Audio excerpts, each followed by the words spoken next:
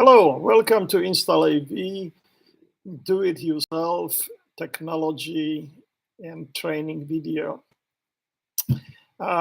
We get many questions from our customers asking us how to connect equipment, how can I do this, how can I do that, and we decided that we are going to start this series for our customers who are wanted to do it by themselves. And so we do research with the equipment for them. We answer their questions that they put on our website, installav.com. And this is actually the first of many that we are planning to put up videos about how to do it, how to install, how to connect equipment for your own use in your own home or for your friends. Today we're going to be talking about how to install and connect a Sonos amplifier to a TV that is in a different room, and the sound from the TV, the customer, the user wants the sound to be played through the speakers that are connected to that Sonos amp. And they might be in the same room with a TV. This could be a room like a patio. This could be a bathroom with a TV where the sound speaker is above the shower, and when you take a shower, you want to listen to a news. So today we're gonna talk about it. How can we connect sound to the Sonos amp? The main thing that is important is that if the house during the construction or after the construction, if it's possible, if there's a wire that was installed behind the TV and connected to the room where the Sonos amplifier is positioned. It has to be either category 5 or category 6 wire, terminated with RJ45 connector, one of those network connectors like network cables have, because the audio extender that we're going to use to connect the TV to the Sonos amplifier requires this type of connector. There is a product made by a company called Metra AV, Metra Audio, and this product is called Analog Digital Audio Extender. We sell that product on our website, and we're going to start selling it also as a kit that will have everything inside that will be required to connect the TV to Sonos amplifier. This is a very simple procedure. If you have the right wires, if you have everything ready, it shouldn't take more than an hour, maybe 2. That depends how fast can you do it. But the product that we have from Metra AV that I have tested, and it's a really good product and it works very well, is called Extender Analog Digital Audio up to 1,480 feet. It supports analog, optical, and digital coax inputs. It's powered from either side, single side. That means it can be powered from the side of the TV or powered on the side where the amplifier is located. Supports PCM 2.0 and digital 5.1 audio signals. Analog, stereo RCA, optical toslink or digital coax are the inputs on the transmitter and the receiver. And as I mentioned before, the RJ45 is the one that is on a cable connecting the transmitter with the receiver. Again, the part number is CS-C5ADE. You can find it on our website, Install AV. We have the name right here. It's ready for purchase if you decided that that's what you want to do. So let's talk about connecting this gadget to from your TV to the amplifier amp from Sonos. I don't have a TV here, so I'm going to be using a source a little bit different than TV, but believe me, I have tried, and it works. And any TV that has a optical audio output on the back can be used to send the audio signal over category 5, category 6 cable to the Sonos amp. This little gadget, contains two boxes. One of them is transmitter, and the other one is receiver. Unfortunately, the company didn't put labels on it that says transmitter, receiver. They put TX for transmitting and RX for receiving. That's okay, because it says on here in the back, it says outputs, and here on this side it says inputs, which the inputs are the one that are connected to TV. The outputs are the one that are connected to the Sonos amp. So let's start from the TV side.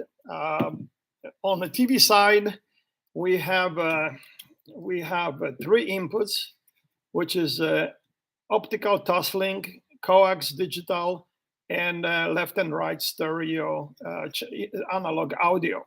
As I mentioned before, you're gonna need an optical cable that is included in our kit to connect your TV to the transmitter box, and the other end you're gonna plug in your TV optical output Toslink that is located in the back of the TV.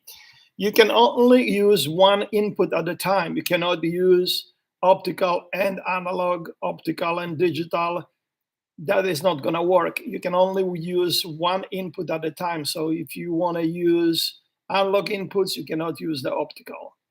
That would create a problem. On the back of it, you got an RJ45 where you're going to connect your terminated cable, RJ45 category 6 terminated cable. I just have a small patch cable that's about 10 feet long.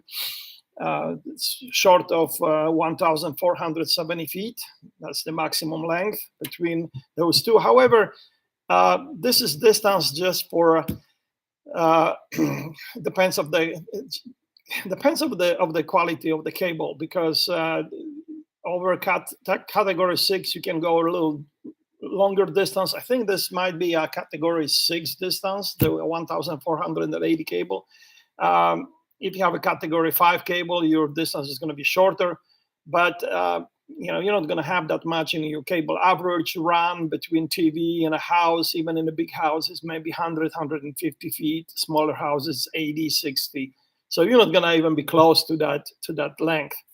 So you have the optical cable connected to the Toslink. You have it plugged in the back of your TV.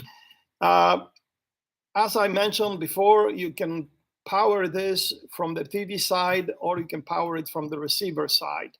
On the TV side, you might not have a space to put the power supply. That comes with a little power supply, and there might not be a place. So I would say just go ahead and power it from the receiver side, because it's going to be right there where your amp is, and you probably have several outlets in the back over there on your surge protector or power strip. So what are we going to do with the other side? The other side, the receiver side, has 4 outputs, actually 3 outputs technically. It has a Toslink. It has a Toslink output. It has a digital coax output and left and right analog output. And this side, you can use this side you can use this side at the same time. You can connect all of them if you want to. If you have more amplifiers that you want to use, you can connect every single one of them. With Sonos amplifier, with Sonos AMP, the Sonos AMP has 2 inputs in the back. It has a analog left and right, which would be one of the outputs here that you can use RCA cable to connect it. And it has a HDMI TV input that is connected, that is designed to be used for a TV input. So this analog RCA is going to be labeled in your app as a line input, and the HDMI connector here is going to be labeled in your Sonos app, is going to be labeled as a TV input. Well, here's the thing: if you're going to connect the TV, you want your app to say TV, so everybody, whoever is using the app, they're going to know that they're supposed to watch the TV. So they go to the room and they click on TV, and the speakers start playing sound from the TV. Well, to do this, we have to have the little very interesting gadget, which is a little adapter from Sonos itself. Sonos made it knowing that not everybody has an ARC output on their TVs. It's made for all their TVs. It's an analog optical. Actually, it's a Toslink, digital to analog audio, I would say, because it actually goes and it converts to 2 channels adapter. From optical to HDMI adapter, and that adapter, in order to use HDMI input for the TV, has to be plugged in a Toslink input on your receiver side.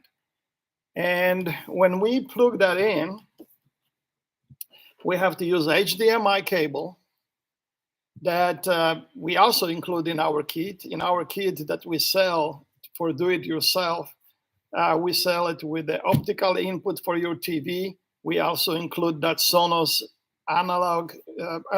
digital optical to Toslink to the HDMI converter, and we also include a HDMI cable. This cable plugs at the end of the adapter, and the other end we are going to plug to the TV input. Interestingly, that TV input is not marked on a power on this amp. It just shows as a HDMI. There's no description or any kind of indication that this is a TV input.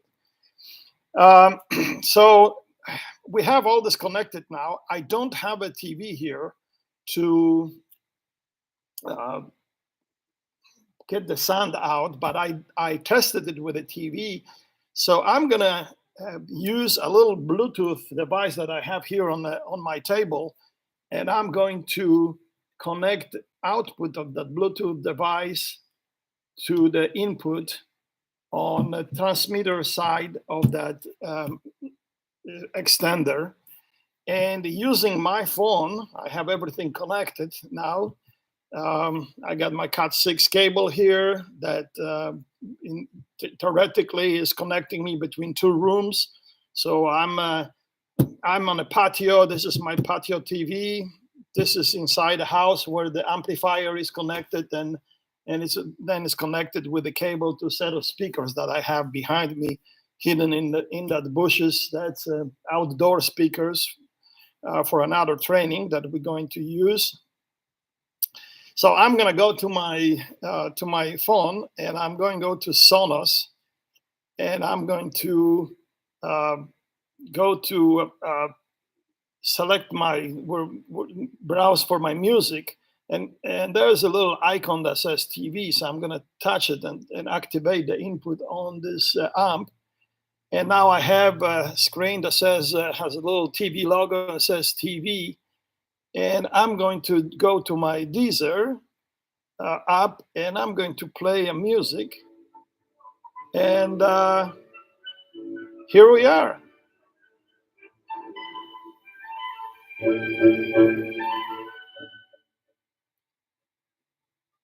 I have a music playing. And now I can be on the patio. I can listen to speakers on my TV.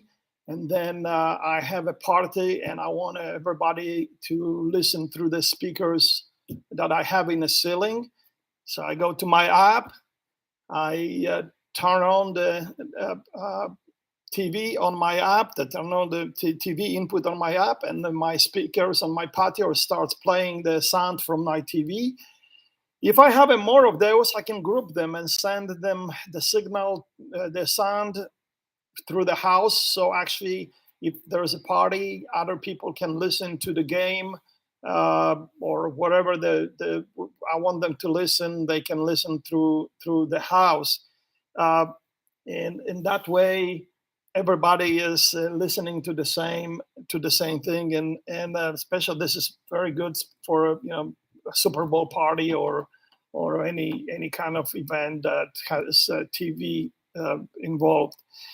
So this is the easiest way of sending the signal from the TV. Unfortunately, because we don't have HDMI control, we won't be able to control the amplifier using the TV remote. The only way we can control the sound is by using the Sonos app.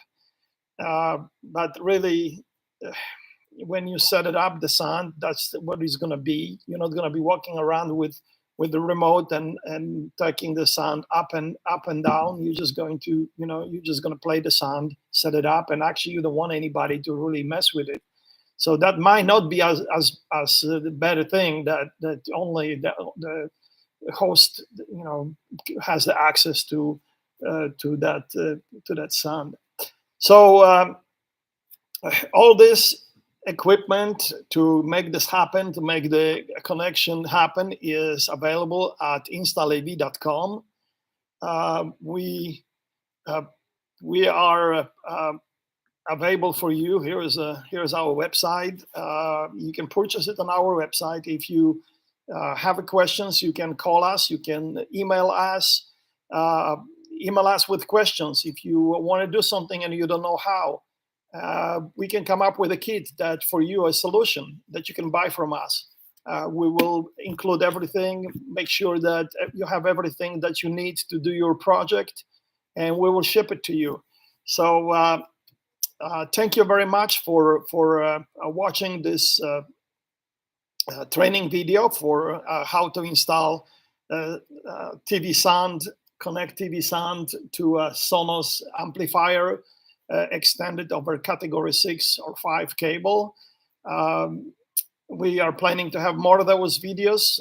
We're planning to release one every week. So hopefully by the end of this year, we're going to have about 190 videos. I don't remember how many weeks we have left.